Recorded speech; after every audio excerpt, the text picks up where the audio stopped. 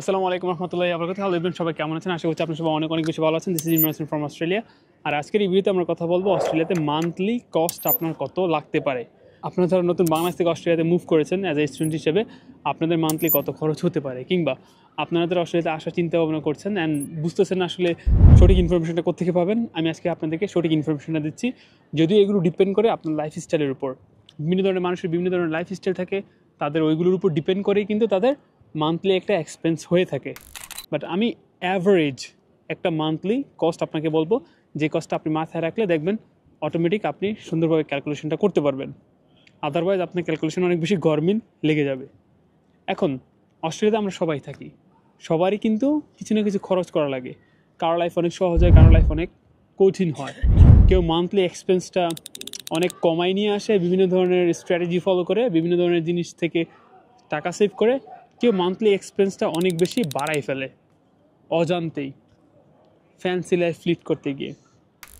আপনার monthly কস্টটা all average কত হতে পারে? আমরা কিভাবে মান্থলি কস্টটাকে হিসাব করি, বা মান্থলি যে কস্ট, ওই কস্টের সবচেয়ে বড় ভূমিকা কোন জিনিসটা পালন করে, সেটা হচ্ছে হাউস রেন্ট, যেটাকে আপনার প্রত্যেক মাসে দিতেই হবে। আপনি কিন্তু এটা থেকে কোনো রকমের রেহাই পাবেন না। তো হাউস রেন্টটা এখন অনেক ধরনের হাউস প্রেফার করে। কেউ সিঙ্গেল হাউস, সিঙ্গেল রুম, কেউ প্রেফার করে শেয়ারে আরেকজনের সাথে থাকার জন্য। তাদের ক্ষেত্রে কিন্তু ভিন্ন ধরনের কস্ট হয়ে থাকে মান্থলি বাসা ভাড়াটা।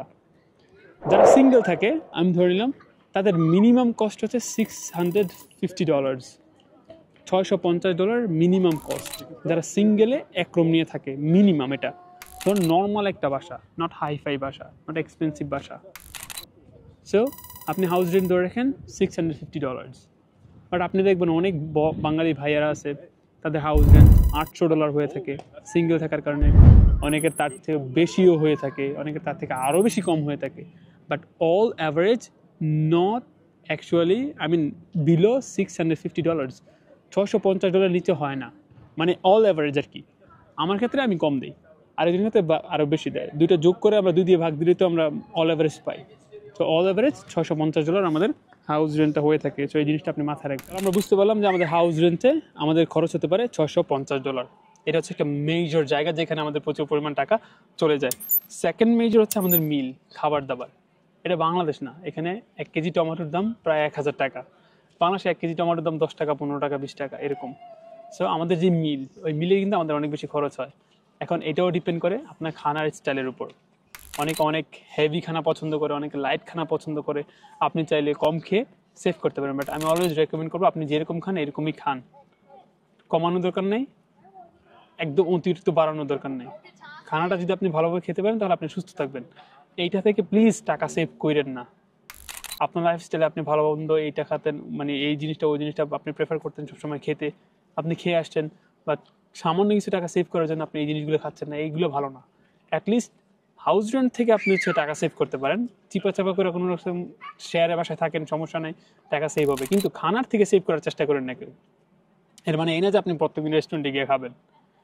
আপনি বাসায় খান, বা যেরকম খানা আপনি পছন্দ করেন ওইরকম খানাই খান। সো আমি যে জিনিসটা ধরে নিলাম যে মিলের ক্ষেত্রে অল অ্যাভারেজ আপনার খরচ হতে পারে $400 থেকে $600। এটা হচ্ছে মিল। $400 থেকে $600 কীভাবে ধরলাম? প্রত্যেক উইক আপনার যদি $70 থেকে $80 খরচ হয় আপনার খাবারের পিছনে, তখন অলমোস্ট $400 কাছাকাছি চলে আসে। আমি $100 ধরলেও কিন্তু $400 কাছাকাছি চলে আসে প্রত্যেক উইকে। আর উইক তো মতো 7 দিন, তার মানে 28 দিন, তার মানে আর 2 দিন তো খানা লাগে। তো ওইভাবে ধরলাম আর কি যে $400 ম্যাক্সিমাম, মিনিমাম। আর এর থেকে বেশি হলে হতে পারে $600। তাহলে আমাদের হাউস রেন্ট হচ্ছে 650 মিনিমাম। আমরা মিনিমামটা হিসাব করবো, ম্যাক্সিমামটা আপনারা হিসাব করবেন, আপনার উপর ডিপেন্ড করে। আর আমাদের মিলের খরচ হচ্ছে $400। টোটাল আমাদের হয়ে গেল $1050। শুধুমাত্র আমাদের মিল, পাশাপাশি হচ্ছে আমাদের হাউস রেন্ট $1050 কিন্তু আমাদের এখানে স্পেন্ড করতে হবে। নেক্সট আসে আমাদের ট্রান্সপোর্টেশন। আপনি যখন অস্ট্রেলিয়াতে আসবেন, আপনি তো এক জায়গা থেকে আরেক জায়গাতে যাবেন, আপনাকে তো কেউ রিসিভ করতে আসবে না। আপনাকে অবশ্যই টাকা স্পেন্ড করতে হবে, আপনাকে পাবলিক ট্রান্সপোর্টেশন নিতে হবে, অনেক সময় উবার নিতে হবে, অনেক সময় যেভাবে যান না কেন আপনার একটা খরচ আছে। ট্রাম, ট্রেন, বাস সব কিছুতে কিন্তু খরচ আছে। সো ওইটা ধরে নিলাম যদি আপনার ক্লাস থাকে ইউনিভার্সিটিতে সপ্তাহে 2 দিন, দুদিন, সর্বনিম্ন 2 দিন ধরে নাম, তার মানে 2 দিনে আপনার $11 করে খরচ যাবে। আর $11 করে যদি 2 দিন খরচ যায়, এমন সপ্তাহ আসবে 4 বার।